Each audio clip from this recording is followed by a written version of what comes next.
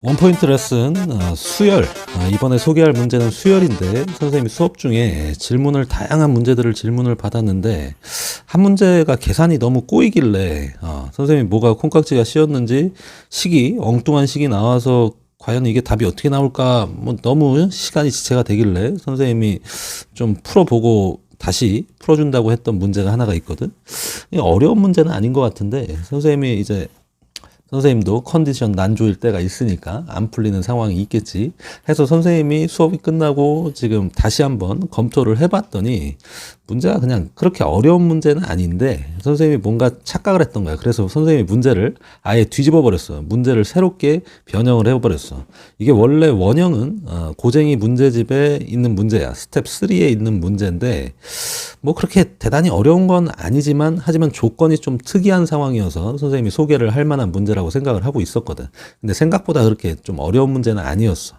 근데 선생님이 좀 문제를 비틀어서 좀 바꿔놓을까 생각을 하다가 요 정도로만 바꿨거든. 그러니까 거의 다 똑같은데 요 부분만 B5를 32라고 이렇게 제시를 한 상황에서 이제 답이 어떻게 나올까 선생님이 이제 문제를 조금 바꿨어. 자, 그러면 문제를 한번 해석을 해볼게. 일단 문제는 간단해.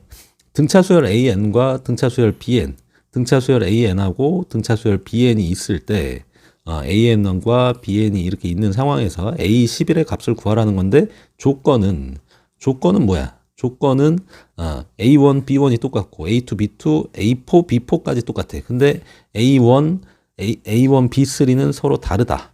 그리고 뭐 하나 구하는데 써먹으라고 값이 하나 나 조건에 B5가 32라는 거를 제시를 해놨지.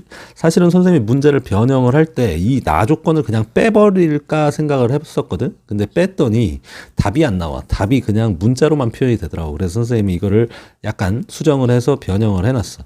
자, 그러면 한번 조건 해석을 해보자. 있는 그대로 갈 거야. 있는 그대로. 누구나가 그냥 생각할 수 있는 거 방법대로. 봐, 있는 그대로 AN은 등차 수열이라고 했으니까 A1을 뭐라고 설정을 해버릴까? 이거를 그냥 첫째 항 A라고 해보자.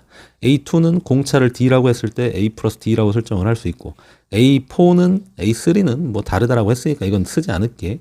A4는 A 플러스 3D라고 놓을 수가 있겠지. 그 다음에 B1은 그냥 B라고 놓자. 그리고 B2는 뭐라고 놓을 수 있어? BR이라고 놓을 수 있고 B4는 BR 세제곱이라고 놓을 수 있겠지. 근데 여기에서 지금 얘네들이 각각 A1, B1, A2, B2, A4, B4가 똑같다라고 했으니까 어차피 A랑 B는 똑같아야 돼. 그래서 아예 이거를 뭉개버려. 여기를 B라고 쓰지 말고 A로 이렇게 바꿔서 써버릴게. 그럼 벌써 조건식 하나를 사용한 상황이 되는 거야. 이게 같다라는 걸 이용해 가지고 지금 나타낸 거니까. 그러면 봐봐. 그 다음에 이제 연립을 해가지고 지금 조건은 A 플러스 D가 뭐랑 똑같다? AR이랑 똑같다는 거랑 A 플러스 3D가 AR 세제곱이랑 똑같다. 근데 문자가 지금 몇 개야? 문자가 ADR까지. 물론 여기에 B도 있었지만 그거를 뭉개버렸기 때문에 문자가 지금 A랑 D랑 R이라는 문자 3개가 있고 식은 2개밖에 없는 상황인데 지금 여기 조건이 B5가 하나가 더 있지. B5가 얼마다? 32다. B5가 32라는 조건이 하나가 더 있는 상황에서 이제 문제의 답을 찾으러 갈 수 있다 이거야. 자, 그러면 이거를 연립해가지고 뭔가 관계를 일단 찾아야 되니까 선생님은 이거를 바로 뭔가 정리를 좀 해볼게. 이게 의미하는 거는 뭐야? B5라고 하는 건 AR의 5제곱이 아니라 4제곱. 4제곱이 32라는 거. 이것도 하나 더 써먹을 수 있다 이거지. 그러니까 문자가 A, D, R 3개에다가 식이 3개야. 그러니까 연립하면 무조건 나와야 되는 상황이야. 그러니까 뭐 어려운 문제가 아니야 사실. 있는 그대로 가면 되는 거니까. 그지? 근데 이제 약간의 이제 오류 방지하는 거, 요 부분 가지고 이제 오류만 털면 돼. 자, 그럼 금방 해석을 하고 마칠게. 자, 봐봐. 여기 이거를 그냥 이 밑에 있는 식에서 위에 식을 빼버리면 ED가 되겠지. 그게 AR 세제곱에서 AR을 뺀 거. 그럼 D는 2로 나눠준 2분의 AR 세제곱 마이너스 AR 이렇게 나오고, 그지? 그러면 이거를 이용해 가지고 잠깐 여기에다가 대입을 한번 해볼게. 요 위에 식에다가. 그러면 A 플러스 2분의 AR 세제곱 마이너스 AR. 이것도 2분의를 다 각각 따로따로 붙일게. 2분의 R, 2분의 A. 2분의 AR 세제곱 마이너스 2분의 AR 그리고 이쪽이 뭐가 되는 거야? AR 이렇게 되는 거지. 그럼 이걸 한쪽으로 몰아서 A로 묶으면 2분의 R 세제곱이 있고 요게 넘어오면 마이너스 2분의 3 AR이니까 A 묶여서 이렇게 되고 여기는 A 묶였으니까 이제 1만 남는 거야. 그리고 2를 곱해서 좀 이거를 분모를 좀 지워주면 R 세제곱 마이너스 3R 플러스 2. 그래서 이게 이제 인수분해가 되는 건데 요게 1 대입하면 0이니까 R-1하고 뒷부분이 R제곱 마이너스 2고 이게 마이너스 R제곱이니까 플러스 R. 그럼 이게 R 플러스 2 R-1이니까 R-1의 제곱하고 A까지 곱해져 있는 이런 형태로 계속 이제 인수분해가 되는 거야. 그지? 그러면 셋 중에 하나지. 여기서 조건을 이제 찾을 수 있는 게 A가 0이거나 아니면 요게 0이거나 이게 0이거나. 그러니까 R이 1이거나 또는 R이 마이너스 2거나 아니면 A가 0이거나. 근데 이제 생각을 해보면 처음에 A가 0이면 이쪽이 다 뭐가 돼? A가 0이 돼버리면 이게 다 0이 돼버려. 그리고 셋째 항도 0이 되고 이게 또 이쪽도 마찬가지로 0이 되니까 그지? 이게 다 같으면 이것도 0이니까 D도 0이거든. A가 0이면 D도 0이 돼버리고 그럼 A3랑 B3랑 같게 되는 현상이 벌어져서 A는 0이 아니다라는 걸 일단은 찾아낼 수 있고 이거는 일단 0이 아니고 요 부분은 날라간 거야.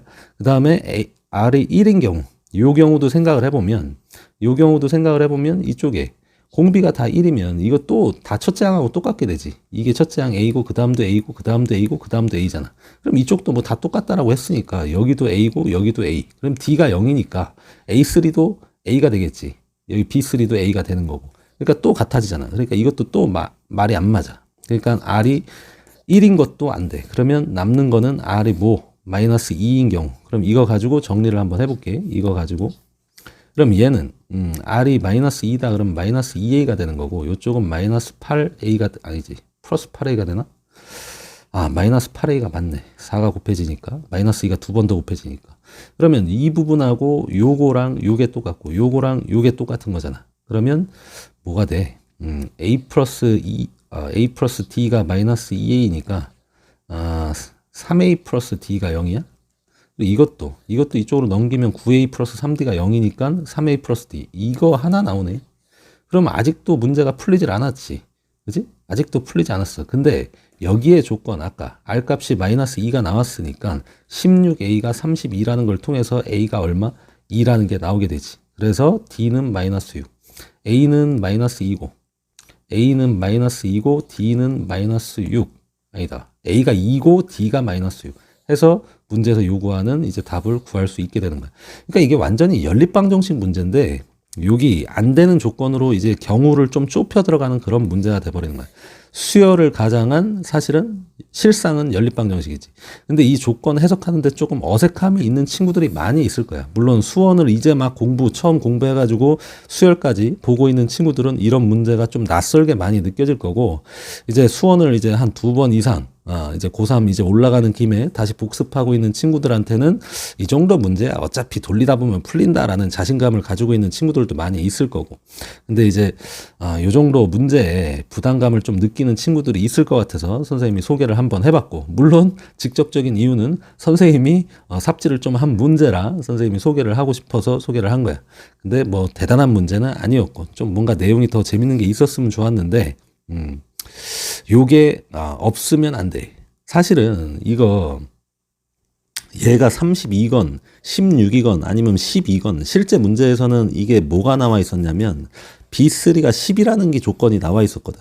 근데 이게 얼마가 들어가든 상관없이 R 값은 무조건 마이너스 2가 선택되는 거를 해보면 알 수가 있을 거야.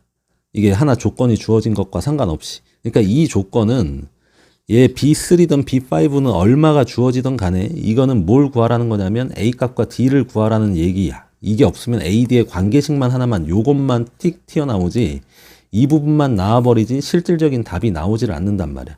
그래서 이제 R 값이 마이너스 2라는 것과 요 A, D의 값을 뽑아내기 위해서 이 조건 하나가 필요한 거야. 배터리가 없다. 빨리 끝내야 되겠다.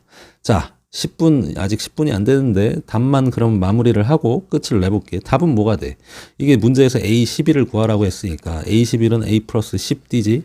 그러면 A가 2, D가 마이너스 6이니까 마이너스 60 이렇게 되는 건가? 그럼 마이너스 58이 문제에서 요구한 답이 되겠지. 그지? 11번째 항이니까 10D가 맞고 D가 마이너스 6이니까 선생님도 이걸 초벌로 지금 푼 거에서 답이 정확한지 혹시나 정확하겠지. 혹시 선생님이 지금 실수했겠어? 실수 안 했지? A가 2가 나오는 거고 그래. 혹시 답이 다르다면 댓글을 달아주고 자기는 좀 다른 답이 나왔다 하는 친구들이 있으면은 댓글을 달아서 이야기를 해줘. 그럼 선생님이 바로 다시 한번 확인해서 확인을 해줄게. 좀 더 괜찮은 문제를 소개를 했어야 되는데 선생님 이번에는 조금 문제를 잘못 찝은 것 같기도 하고 근데 나름의 가치는 있는 것 같기도 하고 자 이번 문제는 이렇게 소개를 마칠게.